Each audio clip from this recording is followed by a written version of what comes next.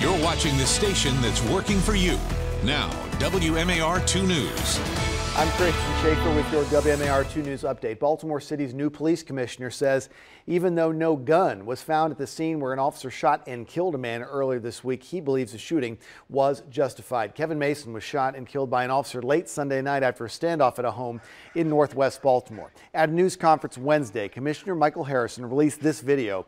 Some of the video from the cameras worn by several officers who were at that scene. It appears to show Mason yelling at officers to get off the property, threatening them. Police also playing a 911 call of Mason threatening to kill officers who were outside. Eventually he opens the front door, and that is when an officer, later identified as John Johnson, fired 2 shots, killing Mason. It wasn't until later after that that officers found Mason did not, in fact, have a gun at that scene. We'll bring you more information on this story as we get it. A push to get Baltimore's most dangerous fugitives off the streets resulted in the arrest of nearly 300 people. You see Commissioner Harrison, he was there as well yesterday, along with Governor Larry Hogan, the U.S. Marshal for Maryland, announcing the arrest of 264 people. 25 of those were for attempted homicide or homicide during what they called Operation 7 Sentinels. It was a joint effort targeting the most violent repeat felons in Baltimore.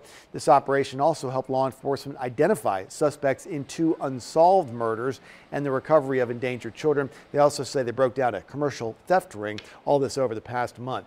Police are searching for a young married couple they believe murdered 2 people at an apartment complex in Anne Arundel County. This was the double shooting Sunday at the Southgate Apartments behind Baltimore Washington Medical Center.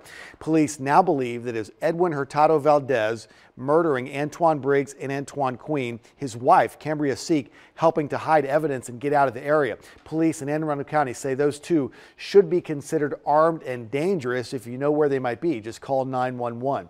Governor Hogan has vetoed 3 pieces of legislation that passed during the current General Assembly session. The first would have increased the state's minimum wage from $10.10 an hour to $15 an hour by the year 2025. The governor says that would hurt Maryland's economy. He has a plan to raise it to $12.10 an hour by 2022. The governor also rejected a bill that would let each county in Maryland choose the start date for its school year. That would obviously undo the governor's executive order from 2016 that mandated that schools have to start school after Labor Day. Finally, he vetoed a bill that would change the role of the comptroller a little bit, stop him from overseeing tobacco and alcohol matters in Maryland. However, all 3 of these bills passed through the House of Delegates and the state Senate with enough votes to override the governor's vetoes. Lawmakers now have to decide whether they want to actually do that before the session adjourns on April 8th. So that is not this Monday, but next Monday.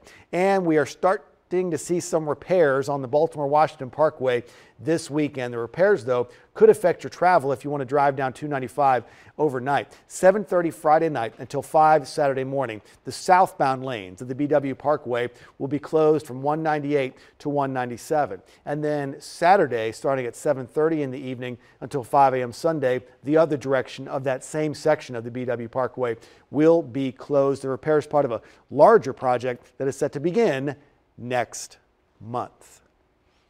Now from WMAR 2 News, Maryland's most accurate forecast. Happy Friday Eve, everyone. On this Thursday, we have another dry day on tap. We're going to warm up today, and then we have rain for part of the weekend, the latter part of the weekend on your Sunday. But all in all, today is going to be a gorgeous day, starting out with lots of sunshine. We'll continue to increase clouds a bit as the day goes on, but still lots of sunshine to be had. Not going to rule out a passing shower for tomorrow, as we do have a cold front that gets a little bit closer to us. More of the same on Saturday, but the bottom line for tomorrow and Saturday, temperatures are going to be in the 70s. As we head into Sunday, there's the rain accompanied with that cold front. Behind the cold front, it is going to get much colder as we head into your Monday and also your Tuesday. But for today, it's opening day for the O's. They're going to be playing at Yankee Stadium, temperature at 56 degrees. First pitch at 105, so they're going to have the same weather that we're getting here. In terms of home, high temperature today, 60 degrees. There's a 70 and 72 as we head towards Saturday, and then it gets breezy as we head towards Sunday. Christian? New manager, a lot of new players. Going to be an interesting season for your Baltimore Orioles. Thanks, Lynette. Hey, keep it with us at WMAR2news.com all day long for updates on top stories and breaking news, and for news and weather on the go locally here. You can download the WMAR2 News app from the App Store. We got live radar on there, and you can set up breaking news alerts to come straight to your phone. Thanks for watching. I'm Christian Schaefer. This WMAR 2 News update is sponsored by Jones Junction,